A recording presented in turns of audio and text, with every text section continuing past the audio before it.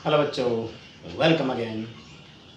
बच्चों, हमारे English grammar के जो टॉपिक्स चल रहे थे उसमें हमने बहुत कुछ पढ़ लिया। डिटेल में हमने नरेशन पढ़ लिया, डिटेल में हमने वॉइस पढ़ लिया, और अब जो टॉपिक मैं आपके लिए लाया हूँ वो टॉपिक है बहुत ही अच्छा। तो बच्चों एक बात बोल देता हूँ, बहुत सारे बच्चे कहते हैं सर टेंस याद नहीं होते हैं, सर टेंस पढ़ा दो सर, कितनी बार पढ़ लेते हैं, बार बार पढ़ने के बाद भी हमारी मेमोरी में नहीं आते। तो बच्चों डेफिनेटली मैं आपको ऐसा तरीका बताऊंगा कि आपके माइंड में सेट होगा। बस क्लास डेस्क्रिप्टिव होगी, ये ध्यान रखनी है कि शॉर्ट में तो मैंने पहले से बना रखा है, लेकिन अब जो है डिस्क्रिप्शन में आपको कंप्लीट में आपको बताऊंगा उसका टेंस के बारे में, जो आपको अच्छे से याद हो जाएगा। तो आज का हमारा टॉपिक है बच्चों, वो है टेंस। टेंस की बात करते ही बच्चों टेंशन शुरू हो जाती है ना, लेकिन अब नहीं होगी, ठीक है। अब टेंशन आपकी दूर होगी। देखिए टेंस का मतलब होता है टाइम। क्या होता है बच्चों? टाइम। और टाइम से हम क्या लेके चलते हैं? समय। और समय का एक दूसरा नाम है जिसका नाम क्या है? काल। इसीलिए टेंस का नाम लेते ही क्या हो जाती है? टेंशन शुरू हो जाती है। सही है ना? क्योंकि टेंस का मतलब काल होता है। समझ गए? तो अब प्रॉब्लम नहीं आएगी। देखिए बात करते हैं टेंस होते क्या हैं। बच्चों टेंस समय की बात कर रहे हैं, और समय को हम लोग जब भी बात करते हैं तो हम आज कल और बीता हुआ कल तीन पार्ट में डिवाइड करते हैं। कई बार आप लोगों ने सुना होगा कि सर टेंस दो प्रकार के होते हैं, एक प्रेजेंट टेंस होता है, एक पास्ट टेंस होता है। तो डेफिनेटली बच्चों टेंस मेन तो दो ही प्रकार के होते हैं, क्योंकि आने वाला समय हमारी क्या होती है? कल्पना होती है, कि इमेजिनेशन होती है, और वो इमेजिनेशन करके ही हम उसके बारे में सोचते हैं। लेकिन इमेजिनेशन भी हमारे लिए पक्का साबित होती है। हम लोग जो आज काम करते हैं वो कल पे डिपेंड होने के लिए, कल हम क्या होगा कल के लिए वो आज करते हैं, ठीक है। बीता हुआ समय फिक्स होता है क्योंकि वो चला गया है। तो बात करते हैं बच्चों टेंस के प्रकार की। सबसे पहले तो देखिए टेंस जो है, there are 3 types of tense. How many types? 3 types. Okay. तो टेंस के बच्चों होते हैं 3 प्रकार होते हैं। एक होता है बच्चों प्रेजेंट, PRESENT। प्रेजेंट का मतलब आप समझते हैं उपहार भी होता है, प्रेजेंट यानी वर्तमान भी होता है। तो ये कौन सा हो गया? प्रेजेंट टेंस, यानी कि वर्तमान। और वर्तमान आप समझते हैं आज को कहते हैं। दूसरा होता है बच्चों पास्ट, और पास्ट का मतलब होता है बच्चों भूत या अतीत, ठीक है। और तीसरा होता है बच्चों फ्यूचर।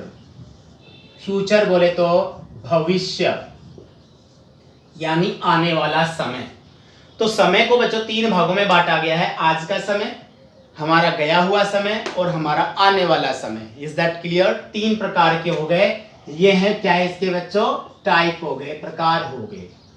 अब रही बात कि सर 3 प्रकार के टेंस हो गए, मान लिया प्रेजेंट हो गया, पास्ट हो गया, फ्यूचर, यानी प्रेजेंट टेंस, पास्ट टेंस और फ्यूचर टेंस, ठीक है। अब बात करें इसमें आगे बढ़ के, तो देखिए हर एक प्रकार का जो टेंस होता है उसमें हम 4 प्रकार की एक्टिविटीज करते हैं। इन सभी के अंदर इक्वली क्या करते हैं बच्चों? इक्वली 4 प्रकार की एक्टिविटी करते हैं।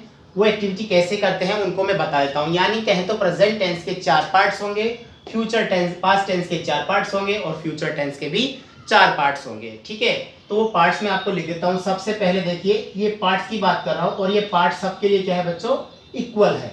फर्स्ट नंबर पे आता है इंडेफिनेट, INDEFINITE। इंडेफिनेट, इंडेफिनेट के नाम से ही पता चल जाता है डेफिनेट का उल्टा इंडेफिनेट, यानी जो अनिश्चित होता है। क्या कहे बच्चों? अनिश्चित, ठीक है, यानी प्रेजेंट इंडेफिनेट। दूसरी बात करें उसका नाम है कंटिन्यूअस। कंटिन्यूअस नाम से कंटिन्यू, कंटिन्यूटी यानी लगातार। तीसरा जो इसका नाम आता है वो है बच्चों परफेक्ट, परफेक्ट यानी कि पूर्ण। और फोर्थ नंबर का जो आता है वो मिलके बनता है, वो होता है बच्चों परफेक्ट कंटिन्यूअस, परफेक्ट कंटिन्यूअस। अब मैंने ये कहा कि ये सभी के ही हैं, प्रेजेंट के भी हो गए, यानी present indefinite, present continuous, present perfect, present perfect continuous. Okay. ऐसे पास्ट के हो गए ये सारे के सारे। कैसे? Past indefinite, past continuous, past perfect continuous. Future indefinite, future continuous, future perfect continuous. Is that clear? Means to say there are पर टाइप्स की बात करें तो 4 है, और टोटल कंप्लीट हो गए 12, यानी तीनों की मिला के 12 इनके पार्ट्स हो गए। Is that clear? इसको आप ज्यादा सीरियसली ना ले। इसमें आप लोग ये देखिए कि नाम आपको मैं बता रहा हूं, उसके बाद जो उसमें चलेगा आगे वो आपके लिए बहुत ही यूटिलाइज होगा। ओके, तो अब बात कर लिया indefinite, continuous, perfect, perfect continuous, प्रत्येक के 4-4 भाग हो गए। तो जैसे हम इंडेफिनेट की बात करेंगे, एक बार मैं यहां से इस करता हूं, इंडेफिनेट की बात करता हूं तो इसके भी क्या होंगे बच्चों, 4 सेंटेंस होंगे, यानी कि वाक्य, जिनकी हम बात करते हैं टेंस, यानी कि वाक्य। ठीक है, वाक्य में ही टेंस यूज होता है इनके साथ साथ। यानी मैं बात करूं यहां पर, देखिए मैंने यहां लिख दिया सेंटेंस। क्या लिखा मैंने? सेंटेंस। तो इसके 4 तरह के सेंटेंस होंगे, वही 4 तरह के इसके सेंटेंस होंगे, वही सेम परफेक्ट के होंगे, वही सेम परफेक्ट कंटीन्यूअस के होंगे। ओके, तो देखिए सबसे पहला जो आता है बच्चों वो होता है पॉजिटिव। क्या होता है? पॉजिटिव। और इस पॉजिटिव को हम एक नाम और जानते हैं, सिंपल। इसको सिंपल प्रेजेंट कहेंगे। ठीक है ना, ऐसे बात चलेगी यहाँ पर पॉजिटिव सेंटेंस। दूसरा जो आता है बच्चों वो आता है नेगेटिव, NEGATIVE। नेक्स्ट आ जाता है बच्चों वो आता है 1 2 3 इंटेरोगेटिव। इंटेरोगेटिव।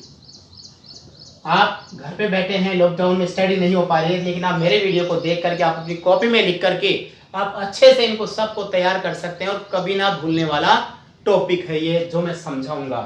फोर्थ इसका पार्ट आ जाएगा बच्चों, वो आ जाएगा interrogative, interrogative, negative, interrogative, negative. तो ऐसे बात करें कि प्रेजेंट इंडेफिनिट जब पढ़ेंगे तो प्रेजेंट इंडेफिनिट में हम सिंपल सेंटेंस पढ़ेंगे, यानी पॉजिटिव सेंटेंस पढ़ेंगे, नेगेटिव सेंटेंस पढ़ेंगे, इंटरोगेटिव सेंटेंस पढ़ेंगे, इंटरोगेटिव नेगेटिव सेंटेंस पढ़ेंगे, और इसी तरह से कंटीन्यूअस में पढ़ेंगे, इसी तरह से परफेक्ट में पढ़ेंगे और परफेक्ट कंटीन्यूअस में पढ़ेंगे। इट मींस अकेले के कितने हो गए बच्चों, 4-4 लगाए तो 16 सेंटेंस हो गए अकेले प्रेजेंट के। तो टोटल मिला के सेंटेंस कितने हो जाएंगे? ये हो जाएंगे 48 सेंटेंस। तो जिस स्टूडेंट को, जिस बच्चे को, जिस दोस्त को ये 48 सेंटेंस बनाना आ गया, समझ लो उसका टेंस दूर हो गया, यानी कि टेंस की टेंशन खत्म। ओके, अब आगे देखिए हमने यहां देख लिया टेंस के प्रकार, टेंस के पार्ट, टेंस के सेंटेंस। अब बात आती है इनको बनाएंगे कैसे। कोई भी वाक्य आ गया, सपोज दैट मैंने लिखा यहां पर राम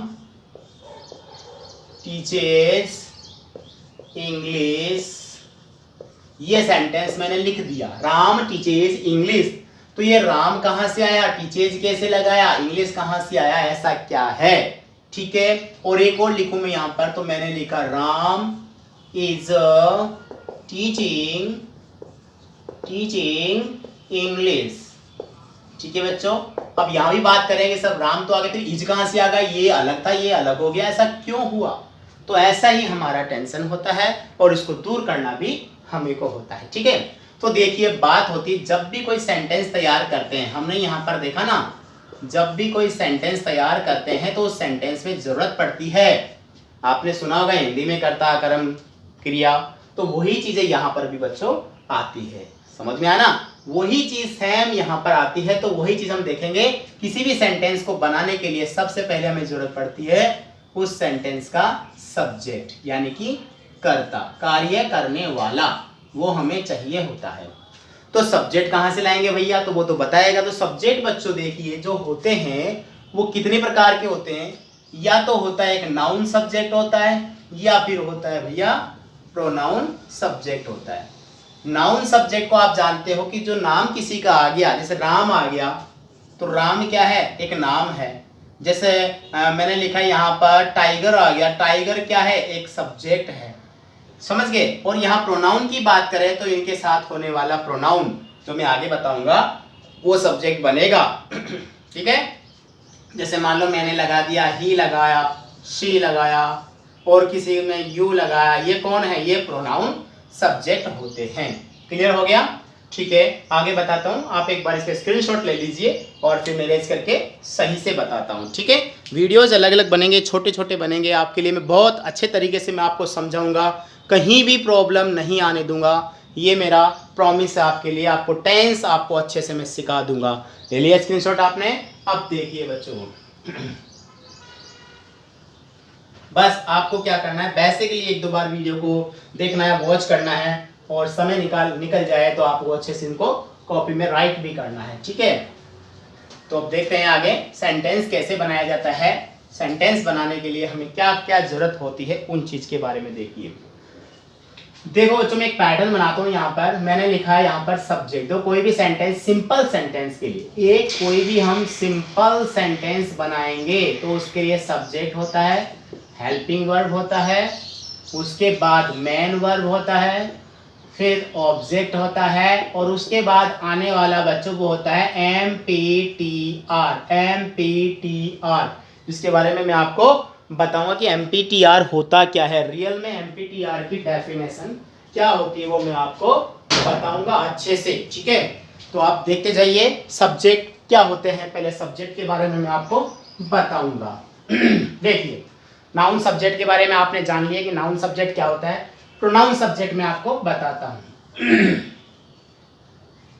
प्रोनाउन सब्जेक्ट के लिए जरूरत पड़ेगी आपको प्रोनाउन चार्ट की, ठीक है। तो प्रोनाउन चार्ट बहुत अच्छे से बनाता हूं, याद हो जाएगा आपको, कोई प्रॉब्लम नहीं आएगी। देखिए I, my, me, we, our, us, you, your, you.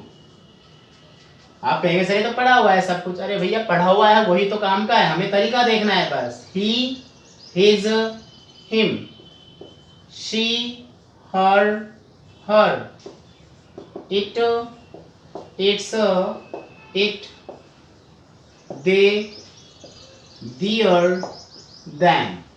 भैया जी ये हो गया है प्रोनाउन चार्ट, ठीक है। ये प्रोनाउन चार्ट हो गया तो मतलब आपको याद भी हो गया। कैसे देखिए यहाँ मैं इनके बनाता हूँ 3 ग्रुप बनाता हूँ। आप समझिएगा अच्छे से, आपके बहुत काम आएंगे आगे भी जब आप पढ़ेंगे। आपने नरेशन में पढ़ा है वहां पे ही मैंने ये चीज बताई थी आपको बहुत अच्छे से लिख करके, ठीक है। 3 ग्रुप मैंने बनाए। इसमें पहला जो ग्रुप है बच्चों, जैसे आपने हिंदी में सुना होगा प्रथम पुरुष, मध्यम पुरुष, उत्तम पुरुष, सेम वैसा ही यहाँ पर है। ये जो है आई मैं और हम, मैं और हम ये सब कौन है? फर्स्ट पर्सन है, प्रथम पुरुष है। इसको अंग्रेजी में कहते हैं बच्चों फर्स्ट पर्सन। तुम, सामने वाला तुम, चाहे वो एक हो चाहे वो 10 व्यक्ति हो, कितने भी हो, वो सारे के सारे क्या आ जाएंगे? वो आ जाएंगे सेकंड पर्सन, सेकंड पर्सन, ठीक है। मैं, हम फर्स्ट पर्सन, तुम सेकंड पर्सन और तुम्हारी पूरी फैमिली सेकंड पर्सन, और इधर मैं और हम पूरे पूरे फर्स्ट पर्सन, ठीक है। मैं समझाऊंगा आपको फैमिली कैसे, मैंने कैसे बोला है। He, see, it, she, her, her, it, its, it, their, their, them. यानी जो प्रेजेंट नहीं है वो वह वैसा अननोन पर्सन है। तो ये कौन हो गया बच्चों? ये हो गया थर्ड पर्सन। क्लियर हो गया? याद हुआ आपको? ठीक है, याद हो जाएगा और भी अच्छे से। बात कर रहे हैं हम सब्जेक्ट की। इसमें सबसे पहले मैंने प्रोनाउन तो लिया, सब्जेक्ट प्रोनाउन चार्ट बता दिया, पर सब्जेक्ट कहाँ है इसमें? ये सारे सब्जेक्ट थोड़ी है ना, सारे नहीं हो सकते बच्चों।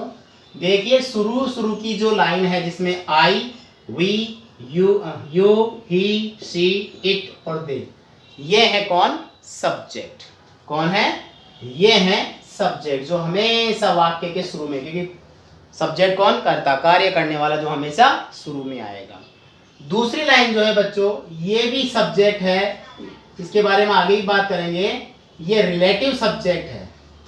रिलेटिव ऑब्जेक्ट भी होता है, रिलेटिव सब्जेक्ट भी होता है। अभी हम रिलेटिव सब्जेक्ट के नाम से पढ़ते हैं। तो समझ में आया आपको यहाँ पर सब्जेक्ट? देखिए जो प्रोनाउन सब्जेक्ट होते हैं हमारे, प्रोनाउन सब्जेक्ट जो होते हैं बच्चों, ये सिंगुलर भी होते हैं और प्लूरल भी होते हैं। क्या होते हैं? सिंगुलर होते हैं, सिंगुलर सब्जेक्ट, और एक आता है प्लूरल सब्जेक्ट, यानी बहुवचन करता और एकवचन करता।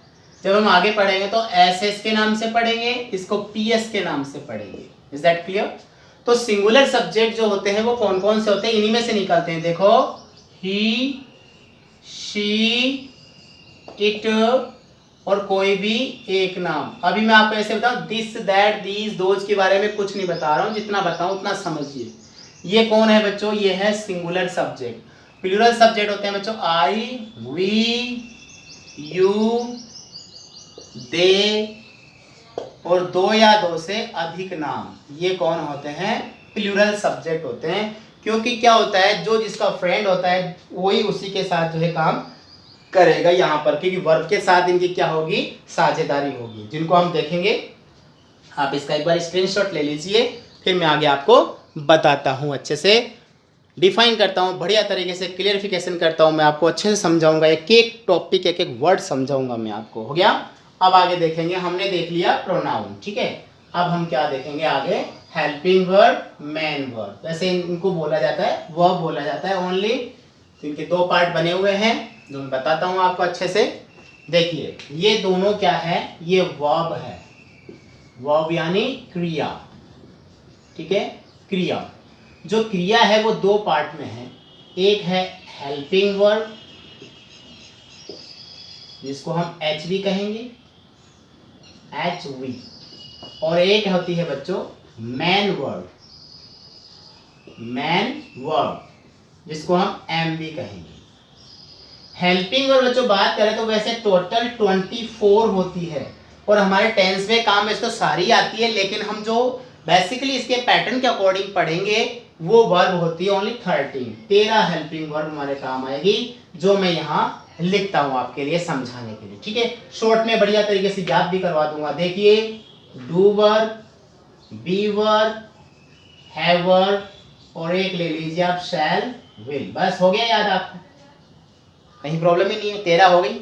आप सोच रहे हो सर तो 5 ही लिखी आपने, तो डू लिखा है, बी लिखा है, हैव लिखा है, शैल विल लिखा है, 13 कहाँ से आ गई? तो बच्चों 13 है बेटा। देखिए do, does, did, okay. Be verb को हम जानते हैं is, am, are, was, were. Have verb को जानते हैं हम हैज, हैव और हैड के नाम से। तो बताइए 13 हुई या नहीं हुई? यहाँ पर देखिए 1 2 3 4 5 6 7 8 9 10 11 12 and 30 is that last will. Okay, complete हो गई। आप याद कर सकते हैं do verb, be verb, have verb, what, shall will के नाम से इनको याद कर सकते हैं। Is that clear? अब आगे देखते हैं मैन वर्ब। मैन वर्ब जो होती है आप जानते हैं मुख्य क्रिया इनको कहते हैं, जो बहुत काम करेगी। और मैन वर्ब वैसे मुख्य रूप से 3 प्रकार की होती है, मैं आपको बताऊंगा 5 प्रकार की, ठीक है। क्वेश्चन प्रकार कौन से आ गया? कुछ ही नहीं, इसमें ऐसा है वर्ब की फर्स्ट फॉर्म, वर्ब की सेकंड फॉर्म, वर्ब की थर्ड फॉर्म, वर्ब की फोर्थ फॉर्म, वर्ब की फिफ्थ फॉर्म, बस कुछ भी नहीं है, ऐसे 3 प्रकार हो गया। वैसे हम देखते हैं कि डिक्शनरी की फर्स्ट फॉर्म जो होती है हमेशा फर्स्ट फॉर्म ही मानी जाती है जो डिक्शनरी में होती है, और वो प्लूरल होती है, ठीक है। इसमें बताऊंगा मैं आपको सिंगुलर और प्लूरल, जो हम टेंस पढ़ेंगे आगे। जैसे मैंने छोटा लिखा गो, सेकंड फॉर्म होती है बच्चों इसकी वेंट, थर्ड फॉर्म हो गई इसकी गॉन, फोर्थ फॉर्म हो गई आईएनजी फॉर्म कहते हैं गोइंग, और फिफ्थ फॉर्म जो हमारी डिजायरेबल होती है वो होती है टू गो, इच्छा पर डिपेंड होता है ये, ठीक है। ये हो गई मैन वर्ब। 5 तरह की मैन वर्ब जो है ये क्लियर हो गई है यहाँ पर, जो आप देख लीजिए, ठीक है। अब आगे चलते हैं। सब्जेक्ट और वर्ब ज़्यादा डिपेंड होती है टेंस के अंदर, तो ये यहाँ तक का क्लियर है, आपको समझ में आ गया होगा। हमने सब्जेक्ट जाना, हेल्पिंग वर्ब जानी, मैन वर्ब जानी, ठीक है। तो अब मिलते हैं नेक्स्ट क्लास के अंदर, अच्छे से आपको मैं और समझाऊंगा डिटेल के अंदर, फाइन करूंगा अच्छे से, कोई प्रॉब्लम नहीं आएगी, ओके। जब तक मिलते हैं नेक्स्ट क्लास में बहुत ही जल्दी, बहुत ही अच्छे टॉपिक के साथ, बहुत ईजी वे में आपको समझाते हुए। तब तक गुड डे, गुड बाय।